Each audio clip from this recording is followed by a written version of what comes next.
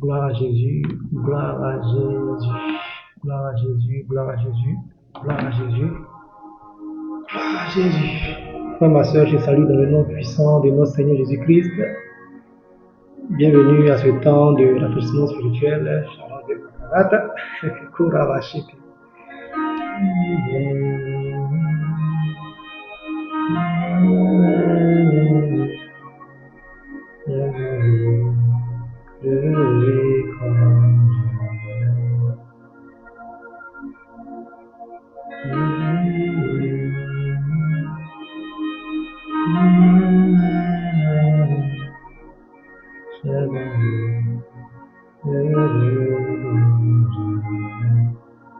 Gloire à Jésus. Mon frère, ma soeur, je salue dans le nom puissant de notre Seigneur Jésus-Christ. Bienvenue à ce temps de rafraîchissement spirituel. Voilà, donc nous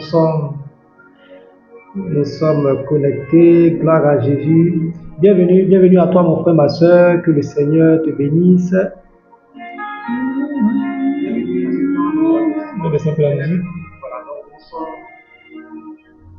sommes connectés. Gloire à Jésus. Voilà, donc le retour est bon. Mon frère, ma soeur, je salue dans le nom puissant de notre Seigneur Jésus-Christ. Bienvenue à ce temps de rafraîchissement spirituel. C'est un plaisir pour moi de te retrouver. Je suis le frère Valérie Quadio. C'est un réel plaisir de te retrouver.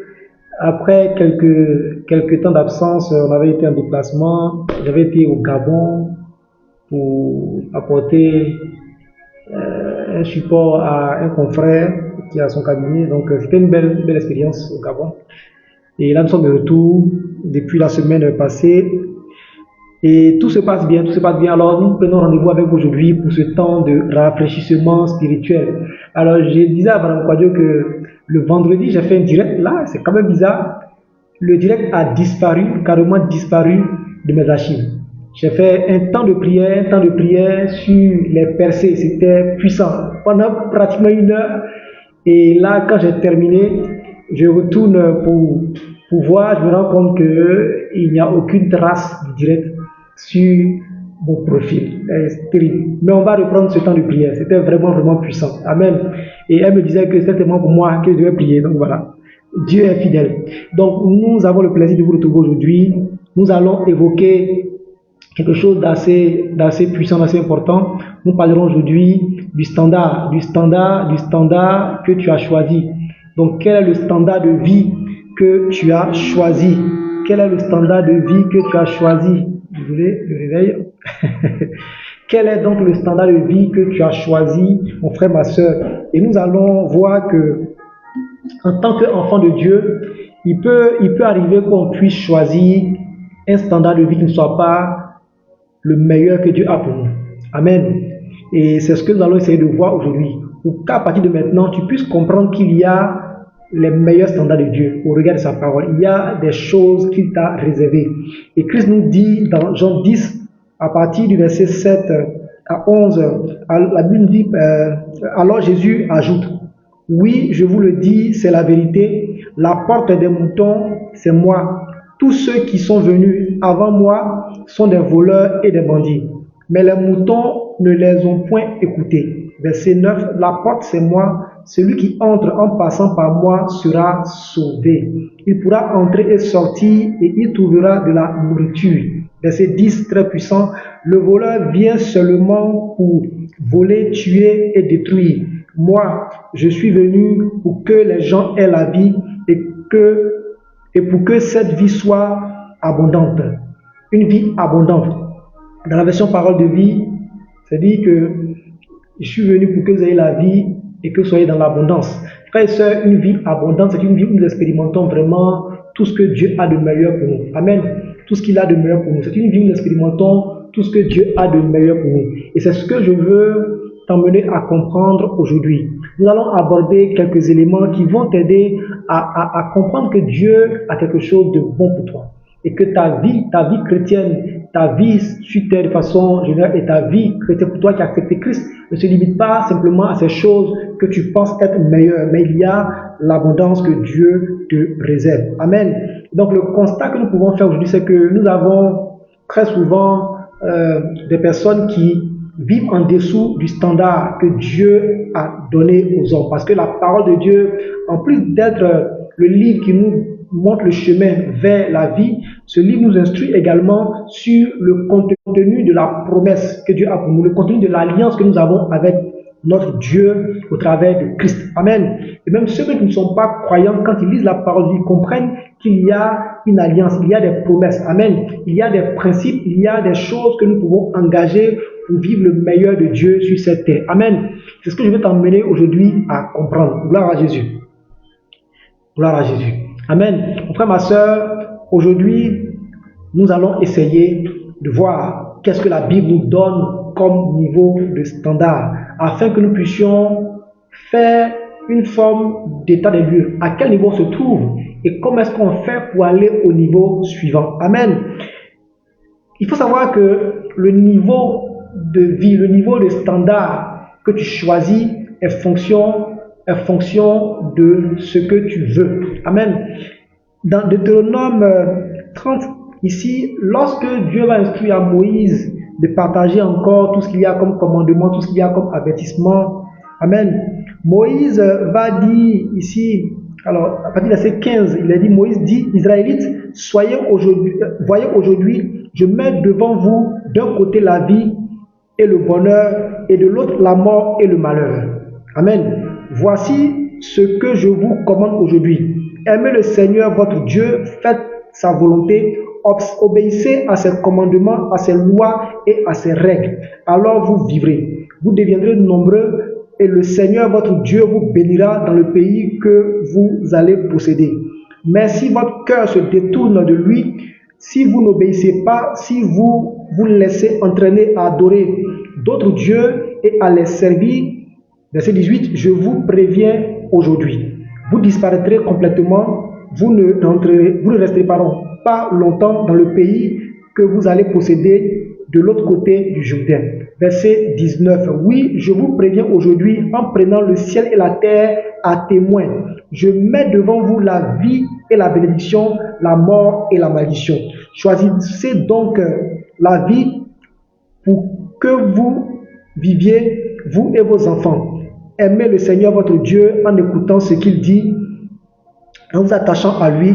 Ainsi, vous pourrez vivre et passer de nombreuses années dans le pays que le Seigneur a promis de donner à vos ancêtres Abraham, Isaac et Jacob. Amen.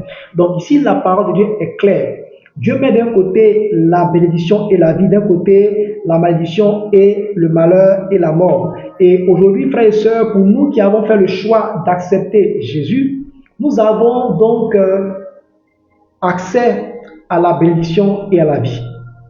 Pour ceux qui n'ont pas fait le choix d'accepter le Seigneur ou qui décident de marcher selon leur propre voie, il y a encore la possibilité de faire un choix. Et donc, comme je disais, les standards de vie qui sont présentés à nous vont en fait être révélés selon le choix qu'on va faire. Et pour nous qui avons accepté Jésus, nous croyons que nous avons accepté la bénédiction et la vie. Amen. Donc finalement, on retient au regard de ce passage qu'il y a deux grandes catégories. Il y a la mauvaise vie, donc la vraie mauvaise qualité de vie, qui est simplement de vivre loin de Dieu, choisir de vivre loin de Dieu, de vivre dans le péché.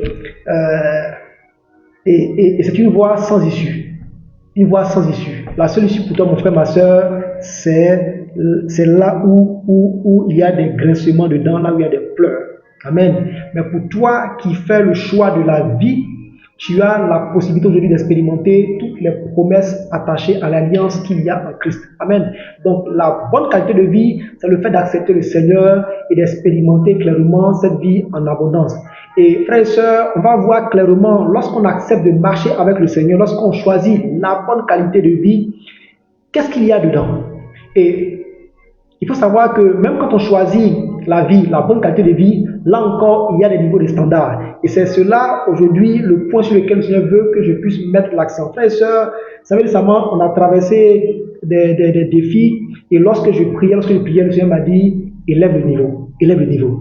Je ne comprenais pas. Élève le niveau, élève le niveau. J'avais toujours mes mêmes versets bibliques écrits à la main. Je déclarais, j'entends, élève le niveau, élève le niveau. Tu ne pries pas comme un fils du royaume. Tu ne pries pas comme un héritier. Et je dis, qu'est-ce qui se passe?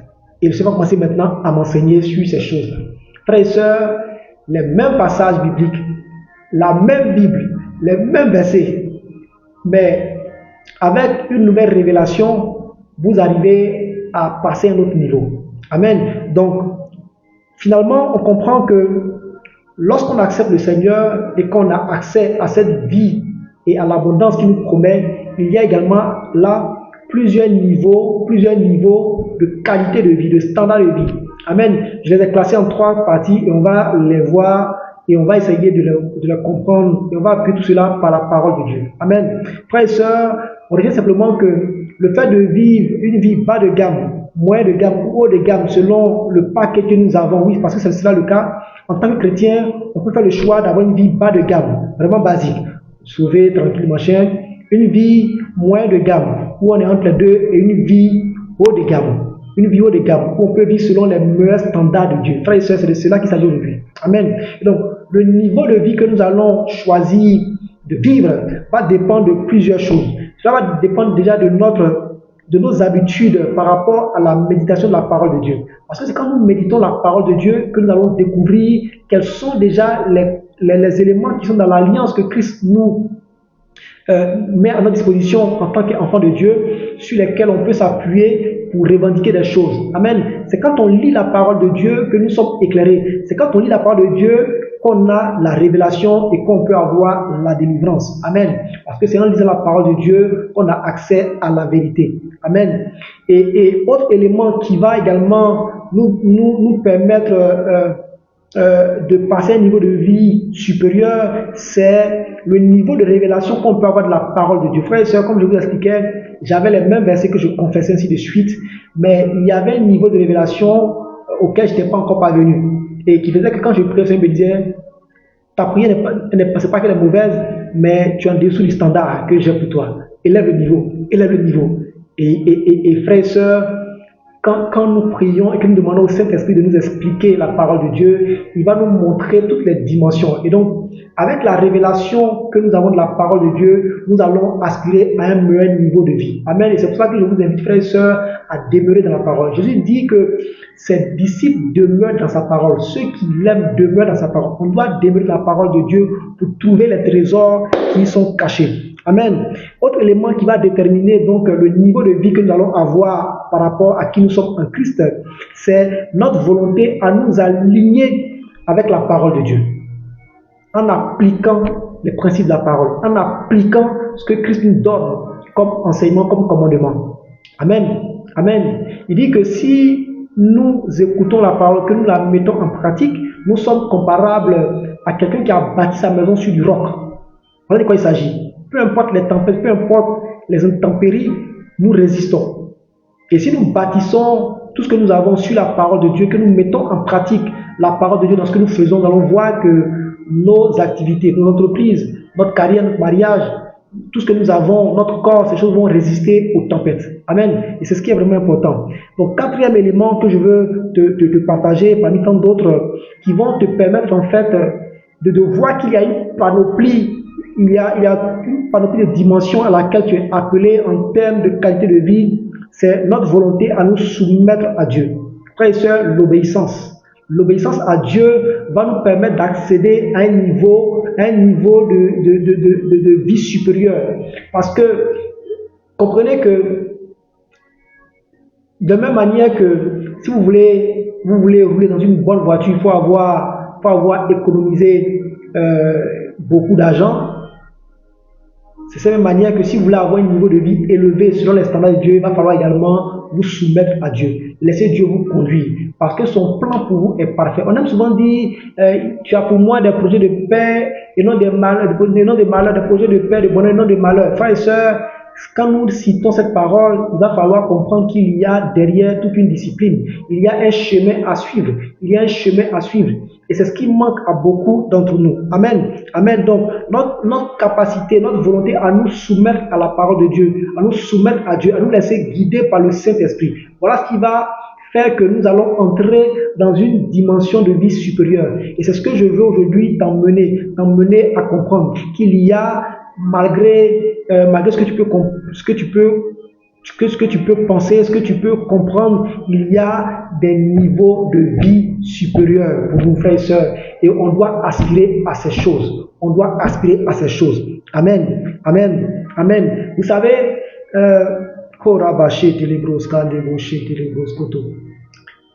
lorsqu'il y a, souvent j'entends les gens dire faux pasteur, faux prophète, faux ainsi de suite.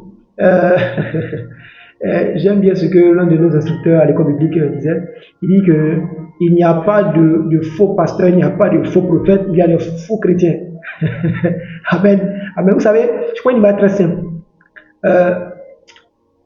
Lorsqu'il y a un vol dans une entreprise ou dans une maison qui est gardée par une agence de sécurité, ou même par un simple agent de sécurité, la première chose qui se fait, c'est qu'on va d'abord mettre la main sur l'agent de sécurité. Et on va essayer de voir s'il n'est pas complice, s'il n'y a pas de faille. S'il n'y a pas de faille, c'est vraiment la première chose qu'on va faire pour voir s'il n'y a pas de complicité. On n'a jamais félicité un voleur parce qu'il a pu entrer dans une maison. Non, parce que c'est son travail de voler. Mais on va plutôt remettre en doute la capacité d'une entreprise de sécurité ou d'un agent de sécurité à pouvoir garder une maison. Lorsqu'on prend les agents de banque, c'est de leur devoir de discerner les bons biais des faux biais. Et donc on leur donne ce qu'il faut pour ça. Ils ont la formation qu'il faut pour ça, pour détecter les faux biais. Amen. Donc il n'y a pas de bons voleurs, il y a certainement de faux agents de sécurité ou de mauvais, on va dire mauvais plutôt. Il n'y a pas de bons falsificateurs de biens, non, il y a certainement une mauvaise caissière ou un mauvais caissier par rapport à ce qu'il aura appris. Et donc, si nous disons aujourd'hui que certaines personnes nous ont trompés, c'est pas qu'on vit mal, ainsi de suite, non. C'est notre incapacité à discerner le vrai du faux qui fait qu'on se soumet à certains types d'enseignements. Et autre chose, c'est qu'il faut savoir que le niveau de vie auquel on aspire est également fonction du niveau de révélation que nous avons de la parole de Dieu. Donc arrêtons d'accuser les hommes de Dieu, arrêtons d'accuser telle personne. Nous avons la responsabilité de choisir les choses. Nous avons la responsabilité d'aller dans la parole. Oui, c'est ce que Paul nous dit dans Romains. Il dit que nous devons je vais le dire de façon plus simple, on doit éviter de s'aligner sur ce que ce monde nous dit, mais on doit renouveler notre façon de penser, notre façon de vivre, afin de connaître ce qui est bon pour Dieu, ce qui est agréable. Voilà ce qui est important, frères et sœurs.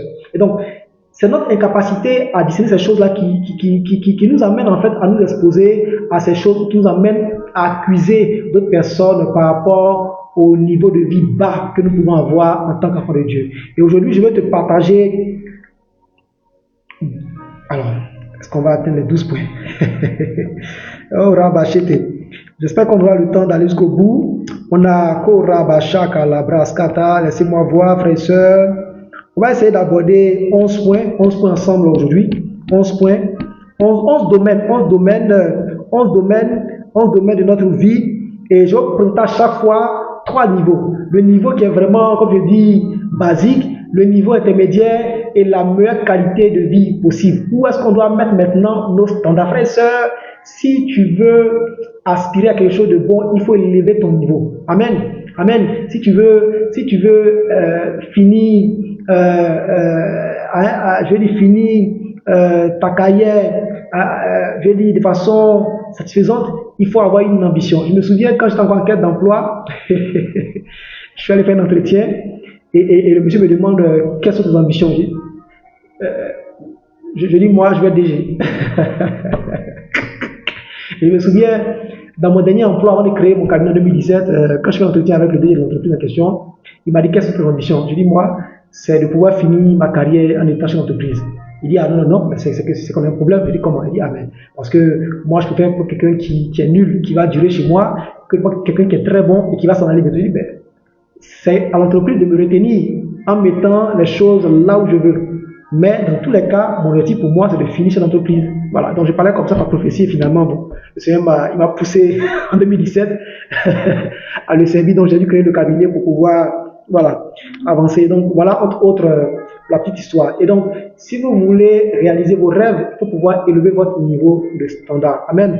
Et le premier domaine que nous allons regarder, c'est le domaine de la santé. Frères et sœurs, pour notre santé, Dieu a un meilleur standard que ce que nous pouvons voir et entendre. Amen. Et ce que je vous partage aujourd'hui, c'est vraiment sur la base de l'expérience, des choses que j'ai pu vous-même vivre et des choses qu'on entend, qu'on voit un peu autour de nous. Amen. Et aujourd'hui, au travers de cet enseignement, je veux vraiment t'exhorter, mon frère, ma soeur, à élever ton niveau de standard. Parce que Dieu a une meilleure qualité de vie pour toi. Et pendant qu'on va parcourir ces différents domaines, ces 11 domaines que j'ai pour toi aujourd'hui, il va falloir te poser la question. Poser la question, ne sois pas comme ces personnes qui refusent de se mettre en cause. Non, écoute et pose-toi la question, à quel niveau je me situe? Et à chaque fois, je donnerai des passages de la parole de Dieu qui montrent le niveau de standard que Dieu a pour chaque domaine. Donc, au niveau de ta santé, notre santé physique, émotionnelle et autres, le niveau 1, c'est de dire que Dieu rend malade pour nous éprouver. Dieu nous rend malade pour nous éprouver. Dieu se glorifie dans nos faiblesses. On prend le cas déjà de Paul. Dieu a rendu Paul malade, donc Dieu le fait pour se glorifier. Ou alors l'histoire de l'aveugle qu'on a pu voir dans les évangiles. Est-ce que c'est à cause de ses péchés ou ses parents qu'il est devenu comme ça? On dit non, Jésus a dit que c'est pour que Dieu soit glorifié. Frères et sœurs, il faut qu'on aille dans les révélations quand on lit la parole de Dieu. C'est vraiment le niveau basique, vraiment terre à terre. Le deuxième niveau de vie sur la santé, on se dit bon, tomber malade c'est normal de tomber malade parce que voilà, on est dans un monde de donc tomber malade c'est normal, mais Dieu est capable de nous guérir. Donc là au moins on a la révélation que Christ est mort à la croix et que par la prière on peut être guéri. Mais tomber malade pour nous n'est pas un scandale, c'est normal. Voilà, on accepte que nous soyons malades, on accepte que nos enfants sont malades, on court après les médicaments, on prie, on croit que Dieu peut faire, que les médecins peuvent aussi faire, ce qui est sûr, mais tomber malade c'est pas un scandale pour nous. Amen. Et ça, c'est vraiment le niveau 2. On sait que Christ est mort à la croix, que par la prière, on peut être guéri, mais on croit encore... Pardon, je vais enlever ça. Donc, on croit encore que tomber malade, c'est normal, ça arrive, voilà, ça arrive de tomber malade. Le niveau 3, qui est le meilleur standard que Dieu a pour toi par rapport à ta santé, c'est le fait de croire que nous avons la santé divine et que tomber malade, c'est illégal. Croire que nous pouvons vivre sans tomber malade. Frères et sœurs, je prends toujours mon cas. Malade à mort depuis tout petit. Oh, les oreilles coulent ici, infection dans la tête, machin, plein de choses. Plein de choses. Et quand j'ai commencé à comprendre ces choses, j'ai commencé à avancer. Donc, comme je vous disais, ce sont des choses dans lesquelles nous sommes aussi passés. Et nous essayons maintenant d'aspirer au meilleur. Je ne vous dis pas que pour chaque point je suis à ce niveau, mais je me suis dit, à partir de maintenant, voici les standards que moi je vais poursuivre. C'est cela la vérité. On doit croire que tomber malade est illégal. Parce que la Bible nous dit clairement que par ses meurtrissures, vous avez été guéris. Christ a pris vos maladies, il a pris vos souffrances, il a pris toutes vos douleurs. Le châtiment qui vous donne la paix est tombé sur lui. Et par ses blessures, vous avez été guéris.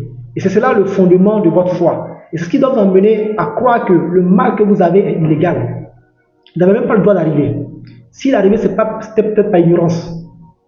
Ou il y a une attaque qui est arrivée, mais ce mal ne peut pas fêter d'anniversaire dans votre vie. Impossible. Amen. Amen. Il faut croire que le mal que vous avez ne doit plus fêter d'anniversaire dans votre corps. Il doit partir. Et c'est sur ça qu'il faut maintenant s'engager. Même si les symptômes que vous voyez ne semblent pas confirmer votre parole, il faut rester sur la parole de Dieu. C'est ça le standard. Et à force de confesser, vous allez voir les choses changer au fur et à mesure, jusqu'à ce que cela soit totalement rétabli. Frère et sœur, le Seigneur est capable de recréer le corps. Il est capable de recréer ton corps. Et donc tu dois t'appuyer sur cela. Amen. T'appuyer sur le fait que par ces blessures tu as été guéri. Amen. Exode 23, verset 25. Ici il dit, c'est moi seul Seigneur, le Seigneur, votre Dieu, que vous servirez. Alors je bénirai votre nourriture et votre boisson. J'éloignerai de vous la maladie. Voici une promesse faite depuis le temps de Moïse. Et Christ est venu pour sceller tout cela par son sang, par l'œuvre de la croix. Et donc mon frère, ma soeur, voici le standard que Dieu a pour toi par rapport à la santé. C'est la santé divine. Sors du principe que tomber malade c'est normal, où tu te dis que tomber malade c'est carrément illégal. Amen. Arrive à ce niveau, tu te dis que, pardon, je vais juste faire une manipulation.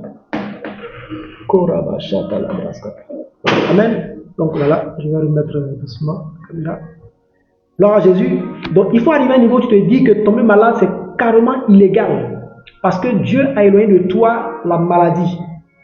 Et par Christ qui est mort à la croix, il a guéri toutes tes maladies. Amen. Amen.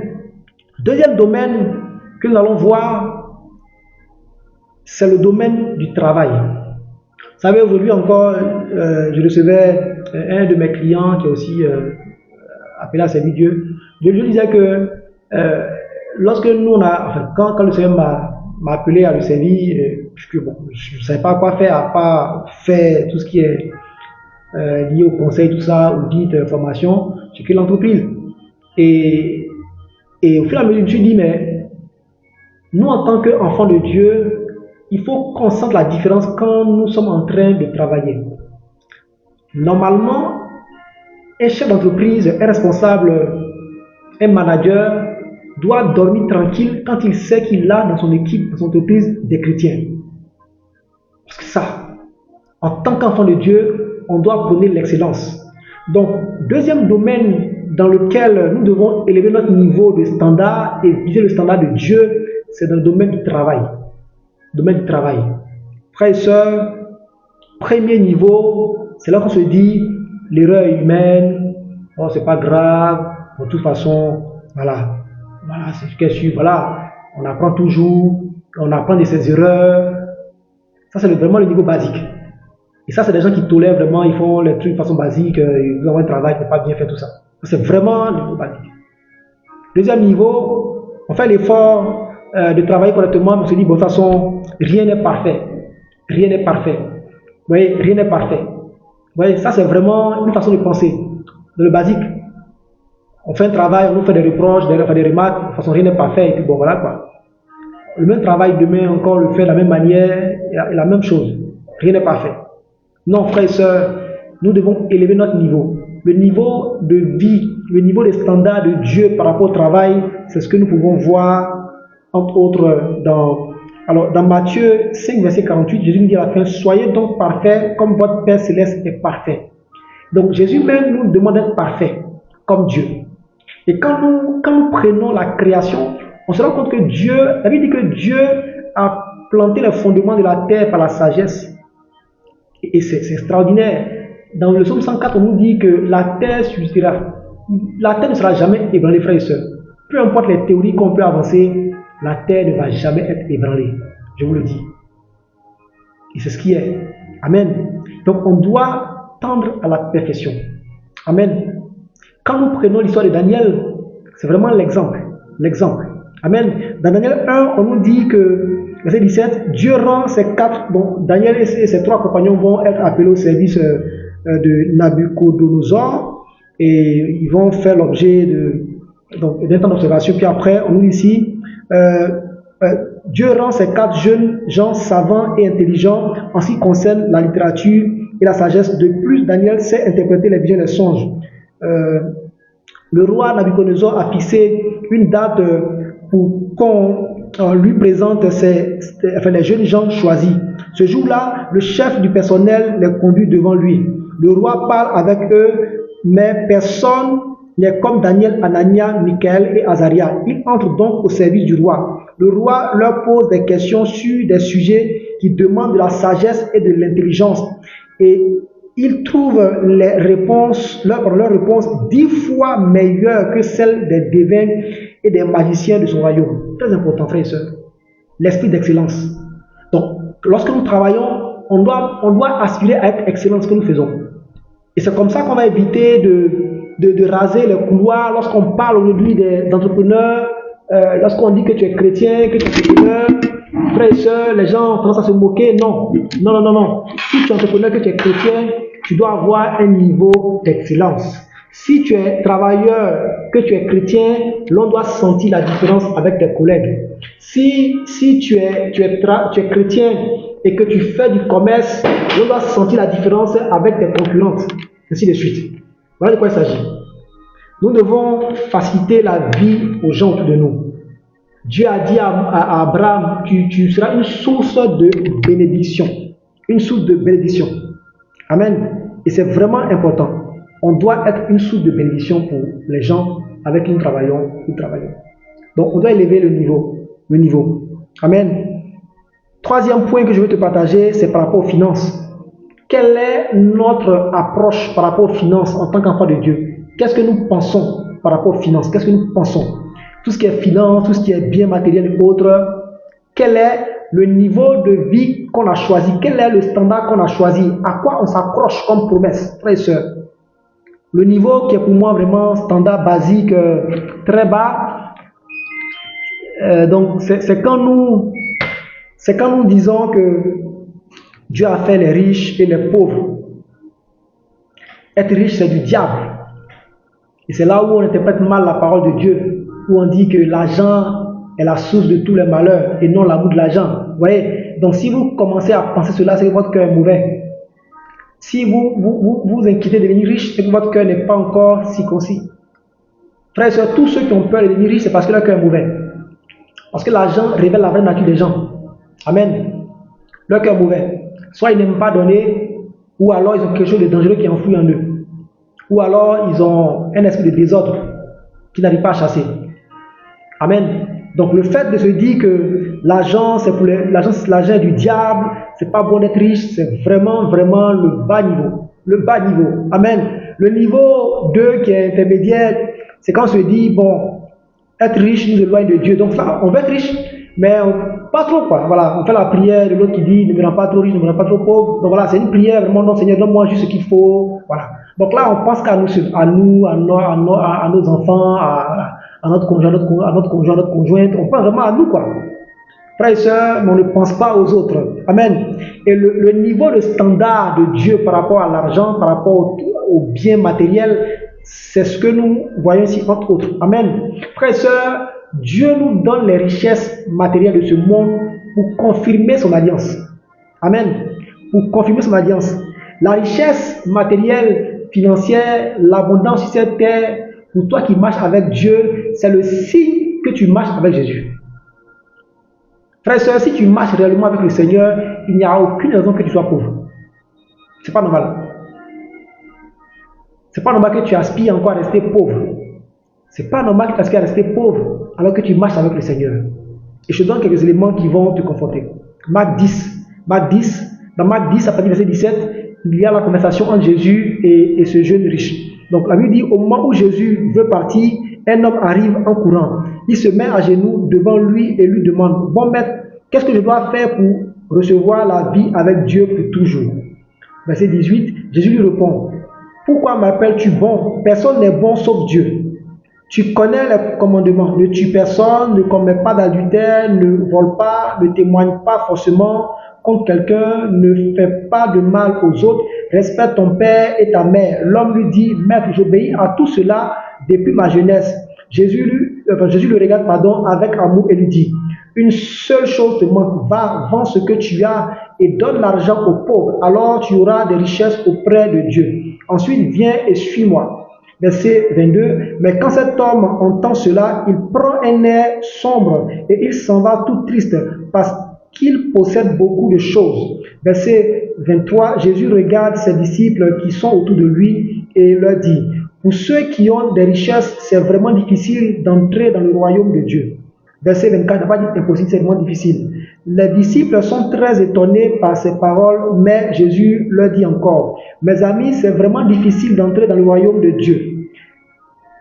Est-ce qu'un chameau peut passer facilement par le trou d'une aiguille? Eh bien, pour un riche, c'est encore plus difficile d'entrer dans le royaume de Dieu. Verset 26, les disciples sont de plus en plus étonnés et ils se disent en eux, mais alors, qui peut être sauvé? Verset 27, Jésus les regarde et leur dit, pour les hommes c'est impossible, mais non pour Dieu. En effet, pour Dieu, tout est possible. Suivez maintenant verset 28. Alors Pierre lui dit, écoute, nous avons tout quitté pour te suivre. Jésus lui répond, suivez bien, je vous le dis, c'est la vérité. Si quelqu'un quitte maison, frères, sœurs, mère, père, enfants et champs à cause de moi et de la bonne nouvelle, verset 30 qui est puissant, cette personne recevra 100 fois plus maintenant dans ce monde. Elle recevra des maisons, des frères, des sœurs, des mères, des enfants et des champs. En même temps, elle souffrira à cause de moi. Et dans le monde qui vient, elle recevra la vie avec Dieu pour toujours. Frères et sœurs, l'abondance financière matérielle, c'est une des promesses qui s'attache au fait de marcher avec le Seigneur dans la vérité. Si vous attachez à Dieu, vous marchez avec Dieu, il faut aspirer à être riche. Il le faut. Jésus dit, il n'y a personne qui est abandonné sur ce monde me suive et qui ne reste sans avoir ces choses. Frères et sœurs, il faut que tu puisses élever ton niveau de standard en ce qui concerne les biens matériels. C'est l'amour de ces choses-là qui va te détruire, mais tu dois t'attendre à devenir riche parce que tu marches avec le Seigneur. Amen. Christ s'est fait pauvre pour que vous soyez riches. 2 Corinthiens 8, qui nous dit, ce n'est pas un ordre que je vous donne, je vous ai seulement raconté avec quelle rapidité les autres églises ont agi. Donc, verset 8. De cette façon, je vous donne l'occasion de montrer que votre amour est vrai. Verset 9, 2 Corinthiens 8, verset 9 maintenant. En effet, vous connaissez le don généreux de notre Seigneur Jésus-Christ. Il était riche, mais pour vous, il s'est fait pauvre afin de vous rendre riche par sa pauvreté. Frères et sœurs, il faut qu'on arrête de penser que quand on est chrétien, on doit être pauvre parce que j'étais pauvre. Non, Christ n'était pas pauvre. Christ a tout abandonné pour que toi, tu deviennes riche. Parce qu'il fallait aller sceller cette alliance. Il fallait qu'il remette en ordre les choses. Dans Galates 3, on nous dit que par sa mort, par sa résurrection, il nous reconnaît à l'héritage d'Abraham. Quand vous lisez ce que Dieu a donné comme promesse à Abraham, il parle de longévité, il parle de prospérité, il parle de ces choses que nous pouvons aborder ici maintenant. On doit élever le niveau par rapport à notre aspiration à devenir riche. Amen. Deutéronome 8, verset 18.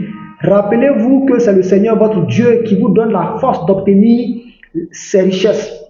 Et ainsi, aujourd'hui encore, il respecte l'alliance qu'il a faite à vos ancêtres.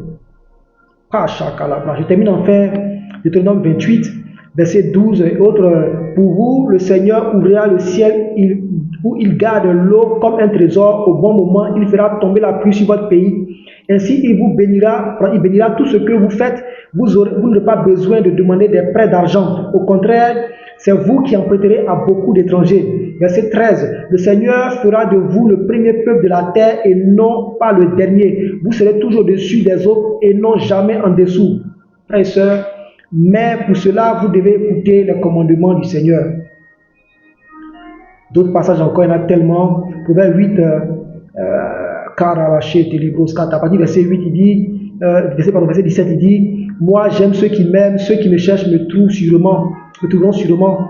Et je donne la richesse et l'honneur, les biens qui durent et une récompense méritée. Amen. Au verset 20, il dit encore, j'avance sur la route de la justice, sur le chemin où les lois sont respectées. Là, je donne des biens à ceux qui m'aiment. Je remplis leur maison d'objets précieux. Frères et sœurs, l'or et l'argent appartiennent à notre Dieu. On doit donc aspirer à ses biens en marchant dans ses voies.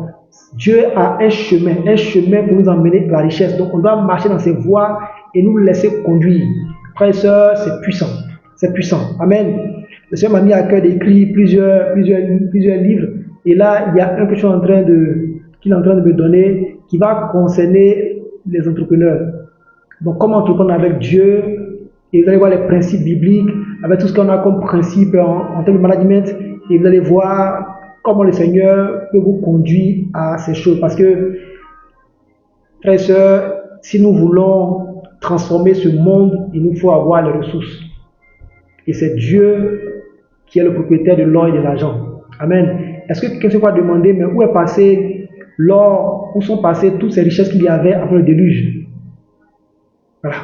Ces choses sont disponibles et on doit marcher dans la voie du Seigneur afin d'avoir accès à ces choses. Amen. Amen. Quatrième domaine sur lequel je veux que tu puisses élever ton niveau de standard, c'est par rapport aux oppressions. Lorsque tu as des difficultés, les gens qui vont dire souffrir fait partie du service de Dieu. Parce que Paul a dit que je souffre dans mon corps pour Christ. Non, frères et sœurs, Dieu n'a jamais voulu que tu souffres. Sinon, il n'aurait pas envoyé Christ mourir à la croix. Christ a porté toutes nos douleurs. Le châtiment qui nous donne la paix est tombé sur Jésus. Amen. Donc, crois encore que souffrir fait partie du plan de Dieu pour ta vie. C'est vivre vraiment une vie bas de gamme. Amen. Deuxième niveau de vie, c'est de dire que le malheur peut arriver, mais Dieu m'en délivre. Amen. Pardon. Donc, aussi souvent le passage, le malheur atteint souvent le juste, mais Dieu l'en délivre toujours. 7 fois le juste tombe, 7 fois il se relève. Frères et sœurs, c'est vrai, ça est dans la parole de Dieu, mais ce n'est pas le meilleur standard. C'est pas le meilleur standard, mon frère, ma soeur.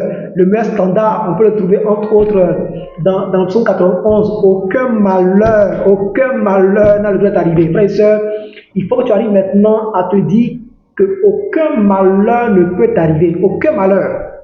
Aucun malheur. Voici le vrai standard de Dieu pour toi. Aucun malheur. Aucun malheur. Et quand vous lisez le psaume 91, quand vous prenez le psaume 91, dans la parole de vie, le titre c'est auprès du Seigneur, aucun mal ne peut te toucher. Voici la vraie promesse. Et cela commence. Cela commence. Celui qui se met à l'abri près du Seigneur, près du Très-Haut, se repose à l'homme tout-puissant, ainsi de suite. Oui, c'est lui qui te délivre des pieds du chasseur. Il te guérit de la peste qui tue. Alors, il dit encore, alors tu n'auras pas peur, enfin tu n'auras peur de rien, pardon, ni des dangers de la nuit, ni des flèches qui est lancées en plein jour.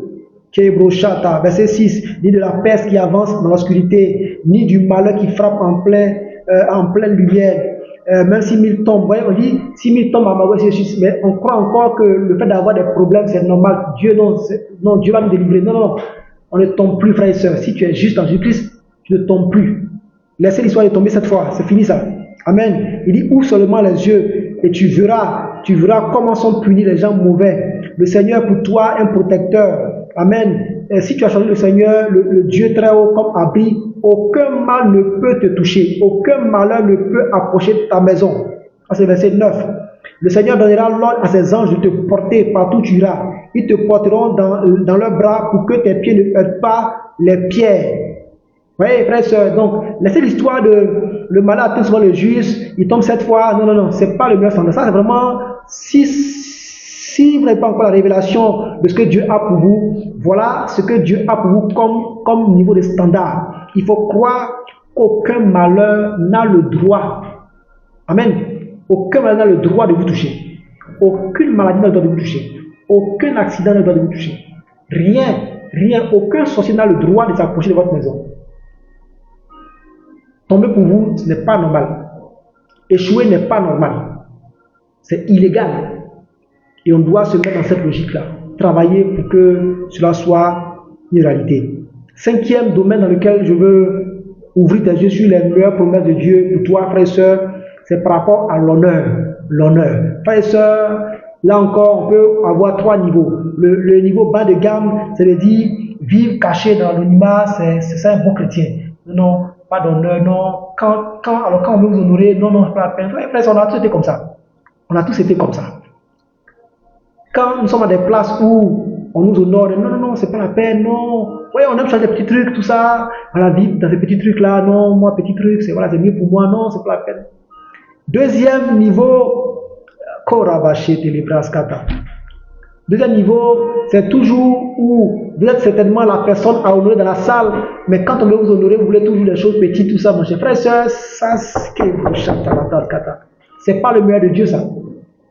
Frère et soeur, le standard de Dieu pour toi qui marches dans ses voies, c'est d'arriver à l'honneur. Et vous savez, si nous n'aspirons pas à l'honneur de la société, on va avoir des problèmes pour transformer cette société-là. Parce qu'il n'y a que ceux qui sont honorés qui arrivent à impacter, qui se font entendre. Frères et sœurs, Proverbe 8 nous dit ici, et tous ceux qui rendent la justice, Proverbe 8, voilà ce qu'on a dit tout à l'heure là, il dit, moi, verset 17, il dit, moi j'aime ceux qui m'aiment et ceux qui me cherchent me trouvent sûrement. Je donne la richesse et l'honneur et des biens qui durent et une récompense méritée. Donc si vous marchez dans les voies du Seigneur, si vous marchez avec le Seigneur, si vous marchez dans ces voies, vous suivez ces règles, l'honneur est une destination certaine pour vous. Vous ne pouvez pas aboutir à autre chose qu'à l'honneur. Quand vous marchez avec le Seigneur, que vous marchez dans ses voies, que vous respectez ses commandements, que vous appliquez ce qu'il vous dit, vous évitez la compromission, il n'y a aucune raison que vous n'arrivez pas. C'est comme vous empruntez un véhicule de transport commun qui a un point donné comme destination. Et lorsqu'on vous y amène, vous dites non, c'est pas la peine, je vais descendre ici, je vais marcher. Frères et sœurs, l'honneur, la gloire, c'est une destination certaine pour tous ceux qui marchent avec le Seigneur, correctement, correctement. Et c'est cela que tu dois avoir à partir de maintenant comme niveau de standard de vie. Voici la chose que Dieu a pour toi. Je ne demande pas de forcer les choses, mais si tu marches dans ces voies, ne t'étonne pas à être honoré. Ne t'étonne pas à être couronné, à être honoré. Il va falloir que tu puisses commencer dès maintenant à préparer ton caractère. Il va falloir que tu commences maintenant à apprendre certaines manières, que tu apprennes à laisser certaines choses qui ne font pas bien par rapport à ce à quoi tu es destiné. Frères et sœurs, il y a une discipline que tu dois pouvoir mettre en place parce que le moment arrive où Dieu va t'honorer. Et l'honneur, c'est ce que Dieu réserve également à ceux qui marchent avec lui. Amen. 6e domaine de vie où souvent on peut aspirer à quelque chose qui est en dessous de ce que Dieu veut pour nous, c'est au niveau de la fécondité, au niveau du mariage. Voici aussi un domaine où beaucoup d'entre nous, nous aspirons à des petites choses. Voilà, parce que on n'est pas allé dans la parole de Dieu pour voir les promesses de Dieu, on n'est pas allé dans la parole pour avoir la révélation de ce que Dieu a pour nous par rapport au mariage, par rapport à la fécondité, et donc on reste dans les petites choses, on refuse en fait d'engager la parole, d'engager notre foi pour prendre ce qui est de droit. C'est vraiment dommage. Le bas niveau par rapport au mariage, à tout ce qui est fécondité, c'est de dire que ne pas avoir d'enfant, c'est la volonté de Dieu. Donc c'est Dieu qui l'a voulu ainsi. Frères et sœurs, si vous êtes dans cette logique-là, il faut sortir de là. C'est vraiment le bas niveau. Ou alors, par rapport au mariage, tout le monde n'est pas obligé d'être marié. Voilà. Ou alors il y a plus d'hommes, il y a plus de femmes que d'hommes, donc c'est pas grave, je ne suis pas marié. Et on peut seulement s'appuyer sur des passages bibliques. Isaïe 54 dit, réjouis-toi Jérusalem, toi qui n'avais pas d'enfant, pousse des cris de joie et sois heureuse, toi qui ne les connaissais pas. Toi qui ne connaissais pas les douleurs de l'accouchement, le Seigneur te dit, toi la femme abandonnée, tu as maintenant plus d'enfants que la femme qui a un mari. Donc voici des choses qu'on se dit pour rester dans cette situation où on a un célibat qui devient chronique et on prend de l'âge et on accepte ces choses. Ou alors on a du mal à avoir des enfants et on se dit non, c'est le plan de Dieu, Dieu qui le veut ainsi. Frères et sœurs, il faut sortir de là. Deuxième niveau, où on est un peu au milieu, on se dit bon, de toute façon, si j'ai un seul enfant, c'est pas grave. C'est pas grave si j'ai plus à faire. On veut avoir des enfants, mais bon, c'est pas grave. Si on peut plus avoir d'enfants, c'est pas grave. Mais au moins on a un, c'est mieux. Hein? Dieu dit il faut se réjouir, il faut se contenter de ce qu'on a. Donc souvent on se crée comme ça des choses. Ou alors il y a des femmes qui vont simplement choisir d'être maîtresse. Donc si je suis la maîtresse, c'est bon, c'est pas grave. Ou alors il y a un phénomène où les femmes cherchent à faire un enfant et puis voilà, elles sont tranquilles. Donc si j'ai un homme qui me fait un enfant, cela me suffit. Ou alors, comme dans le mariage, que les choses vont mal, on se dit, bon, divorcer, c'est normal, c'est partie de la vie. Frère, on doit refuser cette chose. Il y a quelques années, je priais et puis, bon, voilà, dans une vision, je me suis retrouvé avec quelqu'un que je connaissais et la personne me disait que dans les jours qui suivent, on doit aller signer les papiers du divorce. C'est en général, quand je reçois ce genre de son, je prie. Mais c'était tellement clair, le lendemain matin, je l'ai appelé. Ça fait des années qu'on ne se parlait pas, qu'on ne s'est pas parlé. Je lui ai dit, mais toi, je t'ai vu un rêve. Que tu veux divorcer? Elle a ri, j'ai dit non, si. Et on était pratiquement à 2-3 jours. Je lui ai dit, mais dans le son, il me disait que tu vas signer le papier de divorce dans 2-3 jours, à la fin du mois. Elle me dit, je vous rappelle. Elle me rappelle effectivement, c'était la situation qu'elle vivait. Vous voyez, je lui ai dit, non, le Seigneur ne veut pas que tu divorces. Il ne veut pas. Donc après, Mme Quadio, on a essayé de prier avec elle. Bon, j'ose croire que les choses se sont réglées. Il y a un peu longtemps qu'on ne s'est pas eu. Mais je crois que les choses sont réglées. Mon frère et soeur, le divorce n'est pas dans le plan de Dieu. Donc évitez de penser que divorcer c'est normal. Non, ce n'est pas normal. Amen. Amen. Amen. Dieu a dit, il n'est pas bon que l'homme soit seul. Faisons à l'homme une aide. Dieu a fait la femme pour être une aide. Frères et sœurs, le meilleur standard de Dieu pour nous en tant qu'hommes et femmes, c'est de nous marier. Sortez de ces choses-là. Sortez de ces mentalités qui vous font croire que ne pas être marié, c'est pas grave. Non. Dieu a établi des standards. Ne pas se marier, ce n'est pas une bénédiction. Je ne vous dis pas de sauter sur tous les hommes ou toutes les femmes, non. Mais il faut aspirer au mariage en marchant dans les voies de Dieu. Amen. On fera dans les semaines à venir un enseignement sur comment choisir son conjoint selon la parole de Dieu. On n'a pas la science infuse, mais on va simplement partager ce que la parole de Dieu dit sur comment entrer dans un mariage. Amen. Amen. Donc, Dieu a établi l'homme et la femme. Dieu a dit, l'homme quittera son père, sa mère, s'attachera à une femme. Donc, arrêtez de croire que être maîtresse c'est normal. Ou les hommes arrêtez de croire qu'avoir 2, 3 femmes c'est normal. Frères et sœurs, vous savez, je l'ai partagé une fois ici, l'enseignement sur l'infidélité. Si on n'a pas une bonne compréhension de la parole de Dieu, on peut être emmené souvent à tomber dans les choses. Et donc, le meilleur standard de Dieu pour toi, mon frère, ma soeur, c'est que tu aies une seule femme. C'est que tu sois attaché à un seul homme. Le meilleur standard de Dieu pour toi, mon frère, ma soeur, par rapport à l'enfantement, c'est que tu puisses enfanter. Deutéronome 7, verset 14, il vous bénira plus que les autres peuples. Aucun homme, aucune femme, aucun animal ne sera stérile. Voici le meilleur standard de Dieu pour toi, mon frère, ma soeur. Pour toi qui as du mal à avoir un enfant, voici le standard de Dieu pour toi. Amen. Pour toi qui as encore du mal à arriver au terme de ta grossesse, je te dis encore cela qui va t'aider. Exode 23, verset 26. Dans votre pays, aucune femme ne perdra son bébé avant la naissance ou ne sera stérile. Et je vous donnerai une longue vie. Frères et sœurs, voici les promesses de Dieu pour vous. Dans Deutéronome 28, lorsqu'il bénit le peuple, il dit, vous aurez beaucoup d'enfants. Donc avoir des enfants, avoir beaucoup d'enfants, c'est cela le plan de Dieu pour toi, mon frère, ma soeur. Et je veux que tu puisses élever ton niveau, pour que tu puisses aspirer à l'excellence de Dieu, comme on l'a vu dans le travail, dans la santé, aspirer à devenir riche parce que ça fait partie du plan de Dieu, mais il faut le faire en marchant dans la voie de Dieu. Frère et sœur, c'est important d'aspirer également à l'honneur, parce que si tu marches dans la voie de Dieu, la Bible te dit clairement, comme on l'a vu, que l'issue la plus évidente pour toi, c'est d'arriver à l'honneur et à la gloire. Si tu marches dans la voie de Dieu, les gens ne finiront pas t'honorer. Il va falloir que tu acceptes d'être honoré. Il va falloir que tu commences à apprendre les bonnes manières. Amen. Le plan de Dieu, mon frère, ma soeur, c'est de ne pas divorcer. Le divorce est illégal. Amen. Christ a dit également qu'il n'est pas permis que l'homme ne sépare pas ce que Dieu a uni. Donc, divorcer n'est pas dans le plan de Dieu. Frères et sœurs, je parle pour des gens qui m'entendent aujourd'hui. Si l'ennemi est en train de vous oppresser, en train de vous conduire vers la voie du divorce, il faut repartir dans la parole de Dieu. Il faut prier pour votre conjoint, votre conjointe, et déclarer que le plan de divorce n'aura pas lieu dans votre maison. Vous savez, l'un des terrains aujourd'hui que l'ennemi attaque beaucoup, ce sont les familles. Amen, ce sont les familles. Amen. Septième domaine de ta vie que je vais te partager, où Dieu a un niveau élevé pour toi, c'est par rapport à la longueur de notre vie, la longévité. Frères et sœurs, voilà encore un domaine où malheureusement nous confessons des choses sur notre propre vie. Nous attirons la mort sur nous, sans s'en rendre compte. Amen. Le bas niveau par rapport à la longévité, c'est se dit par exemple qu'il faut bien mourir de quelque chose.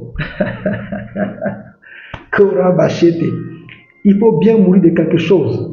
Amen. Ou alors Dieu a donné, Dieu a repris. Ou alors Dieu avait plus besoin de lui ou d'elle que de nous sur la terre. Frères et sœurs, ce n'est pas le plan de Dieu. Vous avez du mal à soutenir ces choses-là dans la parole de Dieu. Le second niveau qui est au milieu, c'est quand on se dit, bon, moi je vais vivre jusqu'à 70 ans ou à 80. Voilà, ça c'est le fait de vivre longtemps, c'est ça. Vivre jusqu'à 80.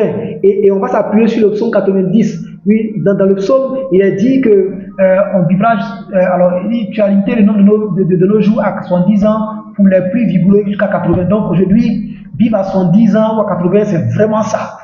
On se dit que au-delà de 70 ans ou de 80, notre corps commence à lâcher, oui, c'est compliqué, on va porter des couches, tout ça, mon cher frère, soeur, ça c'est vraiment le niveau, vraiment le niveau, on a encore mieux.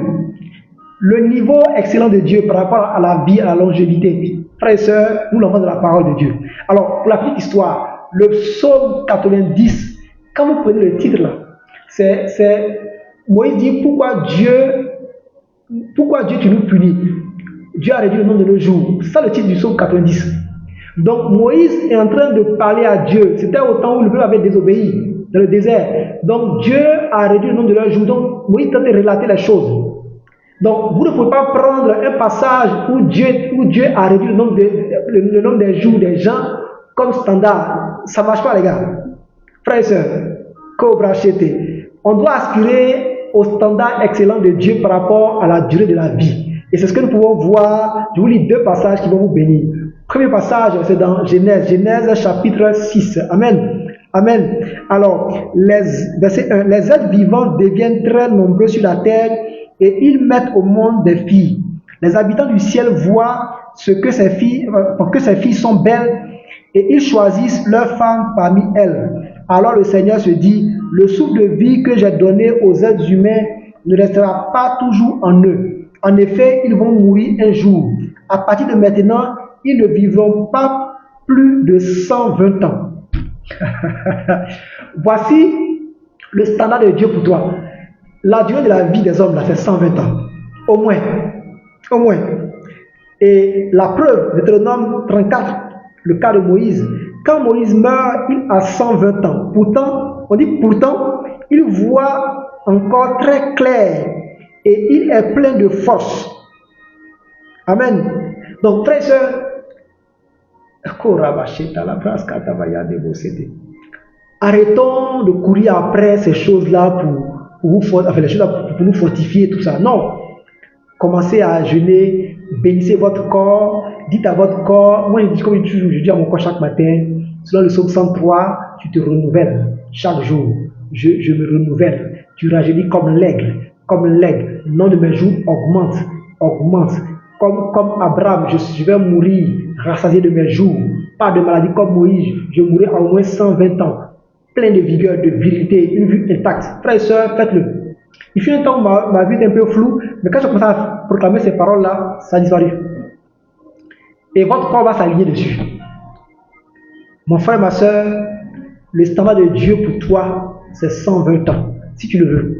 Maintenant, tu es libre de revenir à 70, ou à 80. Ça, c'est ton choix. Mais le standard de Dieu pour toi, c'est 120 ans.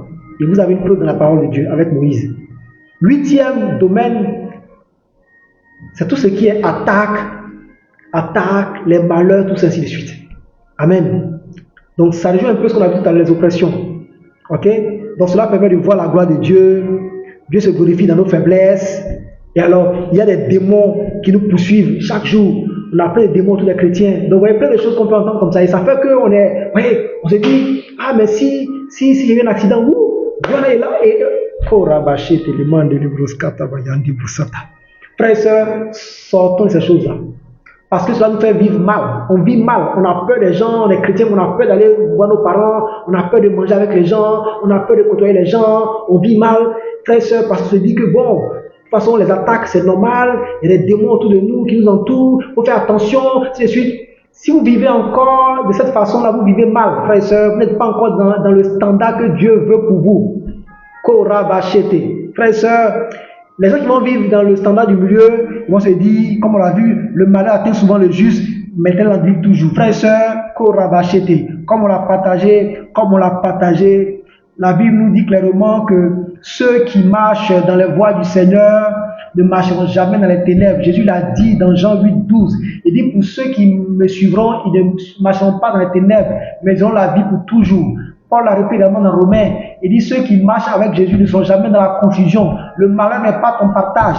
Amen. La maladie n'est pas ton partage. Je le déclare au nom de Jésus. Je déclare que la mort ne sera pas ton partage. Amen. Le psaume 91 nous dit largement ces choses-là. Amen. Proverbe 12, verset 21. Aucun malheur n'arrive aux personnes qui agissent bien. Aucun malheur. Mais celles qui agissent mal rencontrent beaucoup de difficultés. Donc les difficultés ne sont pas pour ceux qui marchent avec le Seigneur, frères et sœurs. Si cela t'est déjà arrivé, il faut commencer à refuser. La Bible dit que ce que le juste espère, cela lui est donné. Ce que le mauvais craint, cela lui arrive. Donc si nous espérons avoir des malheurs et que Dieu va nous délivrer cela, ces malheurs vont nous atteindre. Mais si on se met à partir de maintenant, sur le standard de Dieu, on se dit, il n'y a aucun malheur qui puisse m'arriver dans ma maison. Cela ne va jamais vous arriver, frères et sœurs. Et c'est comme ça. Il faut commencer à penser à ces choses-là. Refuser ces choses-là. Amen. Amen. On va aller rapidement. Donc, neuvième domaine pour lequel il faut avoir un niveau de standard élevé, c'est par rapport à tout ce qui est promotion. Oh, Rabaché, Tediboucha, Kalabraskata. Frère et sœur, tu es chrétien, mais tu as peur d'être promu. Et vous voyez, le bas niveau, ça veut dire, il n'y a qu'un seul poste. Si j'ai mon salaire, cela me suffit. Je n'ai pas de relation, donc c'est pas sûr que je sois promu. C'est vraiment le bas niveau. Et on pense que Dieu est dans ces plans-là. On pense que Dieu est dedans. Et non, Dieu n'est pas dedans. Dieu n'est pas dedans. Deuxième niveau qui est vraiment au milieu, c'est quand on se dit, le chrétien doit s'éloigner de tout ce qui est niveau d'influence. On doit s'éloigner de tout ce qui est comment on appelle, des postes d'autorité. Non, un chrétien ne doit pas être président, ne doit pas être ministre, un chrétien ne doit pas être dans des hautes sphères de la société, c'est pas bon pour lui, pour sa foi, il va être compromis, ainsi de suite. Vous voyez ces choses-là, c'est ces choses-là qu'on a souvent lorsque nous n'avons pas encore la révélation de ce que Dieu a comme niveau de standard. C'est vraiment le niveau qui est au milieu. Amen. Et je vous donne le standard de Dieu. Pardon. Par rapport à la promotion en société, voici ce que Dieu a comme niveau. Voici ce que Dieu a comme promesse pour toi. Et tu dois maintenant élever ton niveau. Tu dois aspirer à ces choses-là. Amen. Et la Bible nous montre clairement que même dans le règne de l'esprit, dans le monde spirituel, pour pouvoir dominer les autres, pour pouvoir mettre à terre tes ennemis, il faut être élevé plus que tout le monde. C'est vrai que Jésus a été élevé au-dessus de tous les esprits. Amen. Et la Bible nous dit dans Éphésiens 1, à partir du verset 19, vous connaîtrez la puissance extraordinaire que Dieu a montrée pour nous qui croyons en lui. Sa puissance et sa force. Dieu les a montrés dans le Christ quand il l'a réveillé de la mort, quand il l'a fait asseoir à sa droite dans les cieux. Verset 21, ainsi le Christ est placé au-dessus de toutes les forces et de toutes les puissances qui ont autorité et pouvoir. Il est au-dessus de tout ce qui existe, non seulement dans le monde d'aujourd'hui, mais aussi dans le monde qui vient.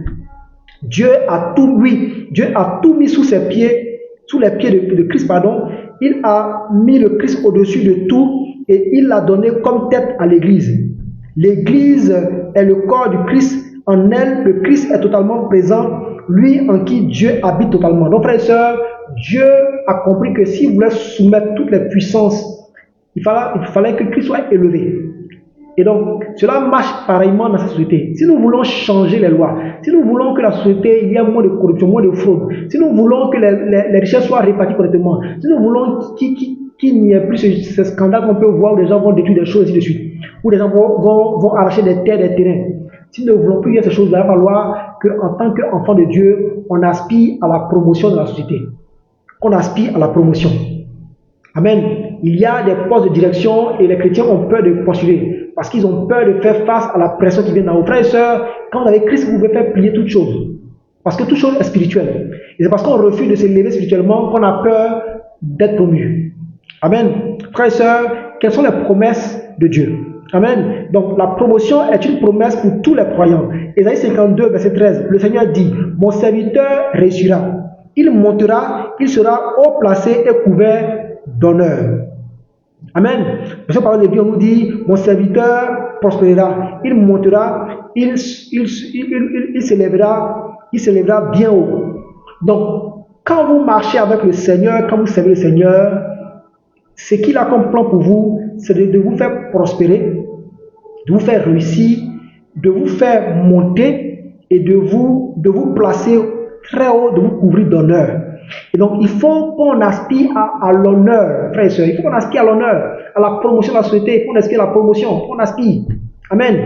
Non, on a peur de postuler à des choses. On a peur de postuler. Et on est étonné que les gens fassent entrer des choses bizarres dans nos communes, dans nos nations, dans nos entreprises.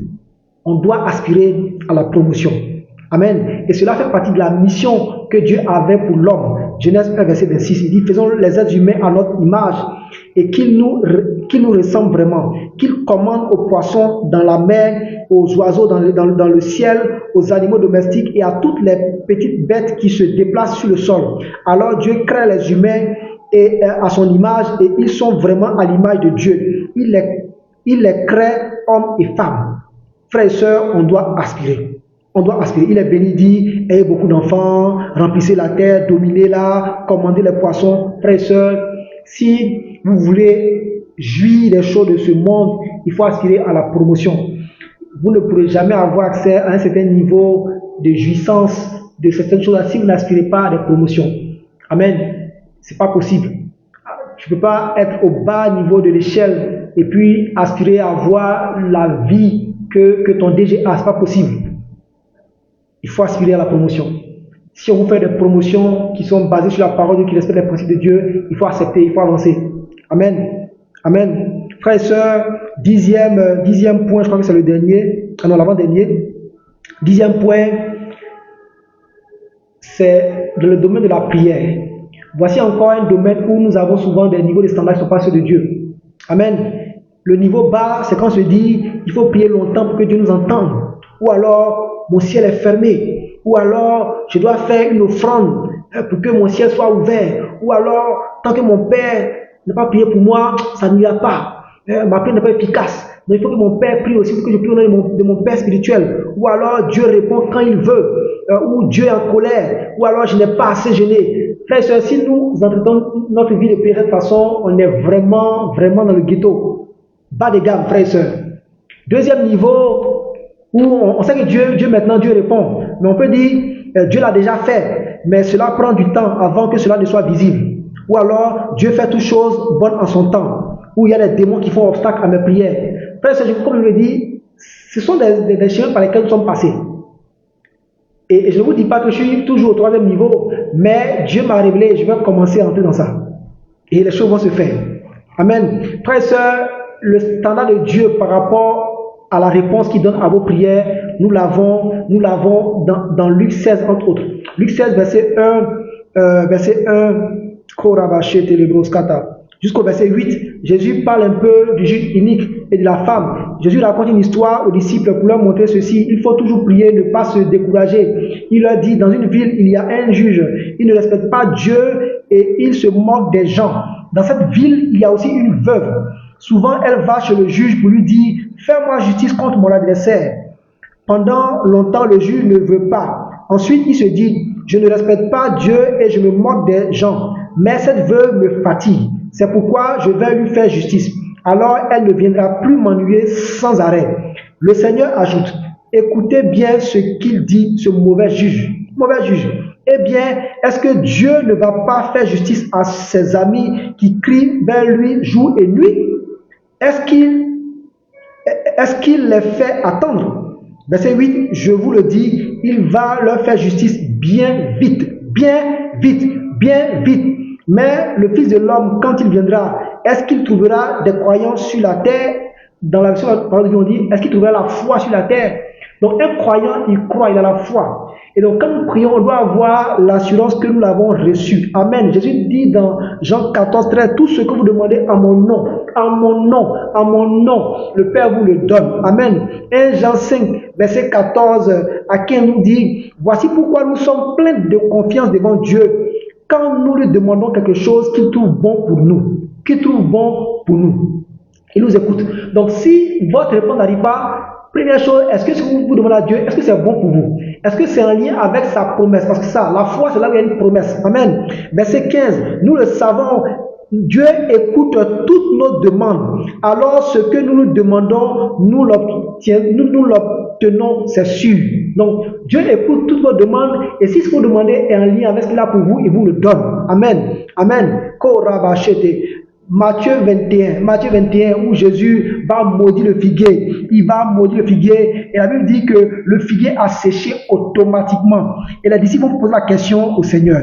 Comment est-ce que le figuier a pu sécher tout de suite? Verset 21. Jésus leur répond, je vous le dis, c'est la vérité. Si vous avez la foi et si vous n'hésitez pas, vous pourrez faire ce que j'ai fait au figuier. Vous pourrez même dire à cette montagne, va-t'en et jette-toi à la mer, et cela arrivera. Si vous avez la foi, vous recevrez tout ce que vous demandez dans la prière. Frères et sœurs, donc, arrêtons de croire que Dieu a répondu, mais ça prend du temps, ça va venir, tout ça. Non.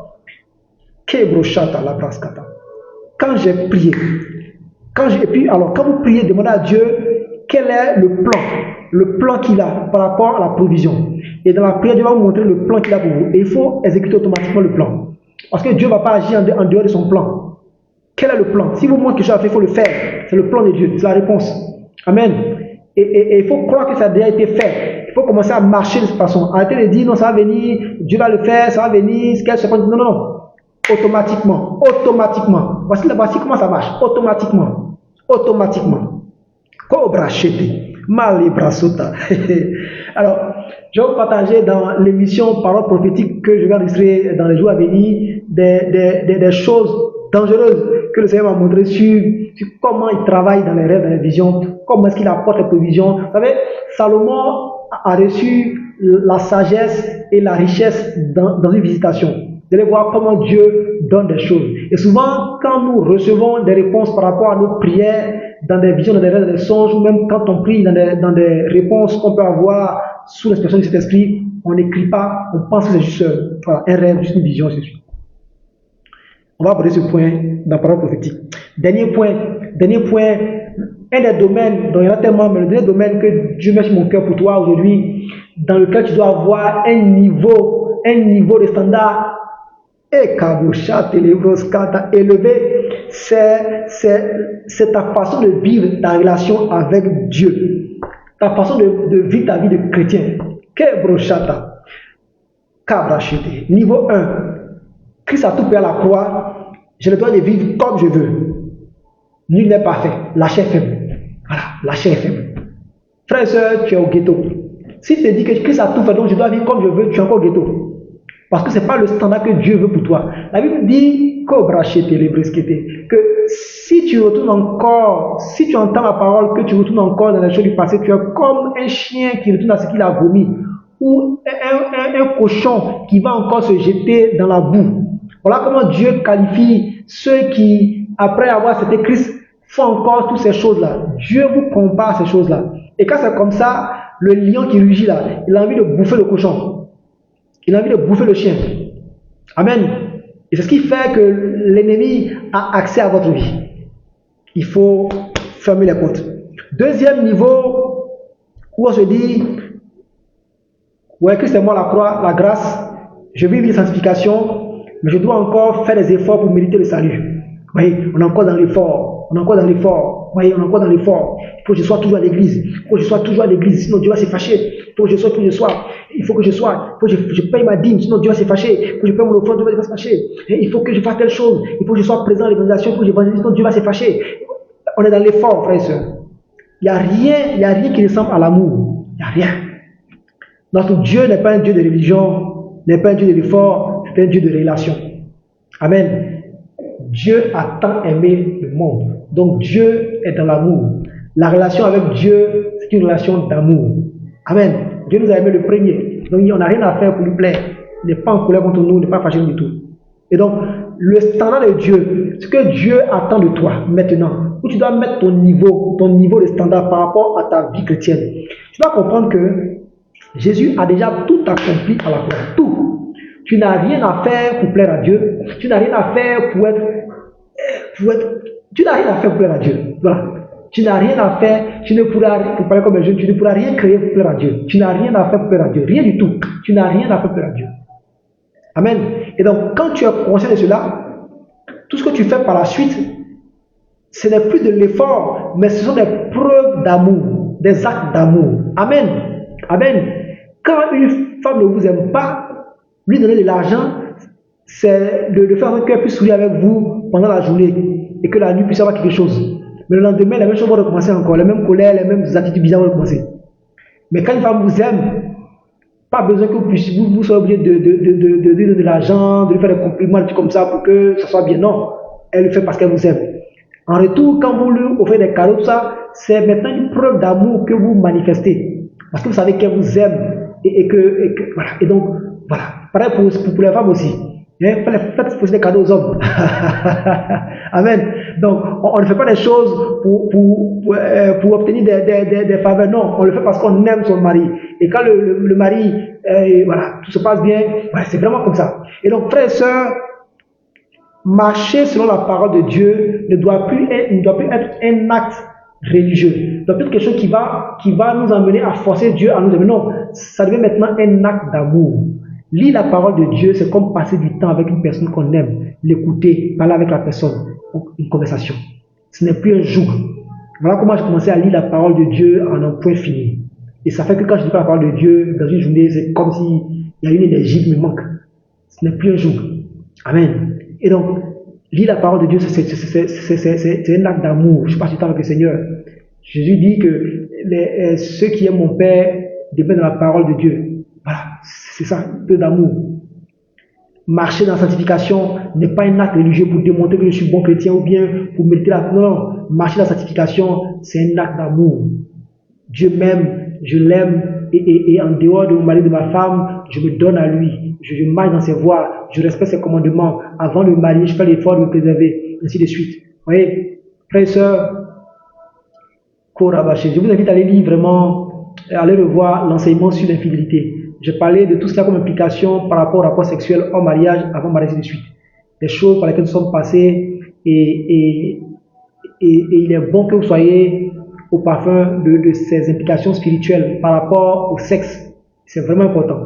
Et donc, vivre la sanctification, ce n'est plus quelque chose pour plaire à son pasteur, pour montrer qu'on est pieuse. Non, non, non. C'est un acte d'amour. Amen. Payer sa dîme, c'est un acte de foi. Un acte de foi parce qu'on reconnaît Dieu comme étant notre source, parce qu'il a dit qu'il nous donne la force d'acquérir les richesses pour confirmer une alliance. Donc, je viens s'aimer.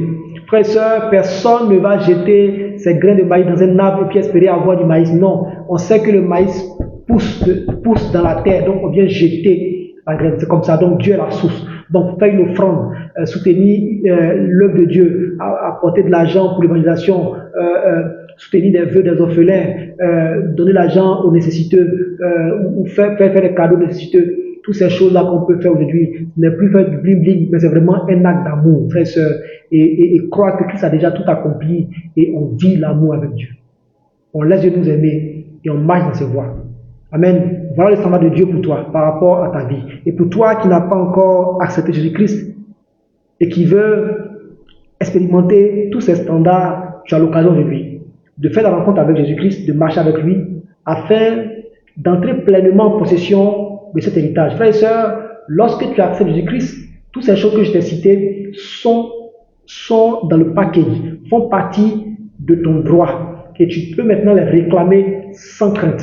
Tu peux te tenir sur la parole, sur les promesses de Dieu et commander maintenant aux forces des ténèbres d'enlever leur sale patte de ta vie, de tes activités. Amen.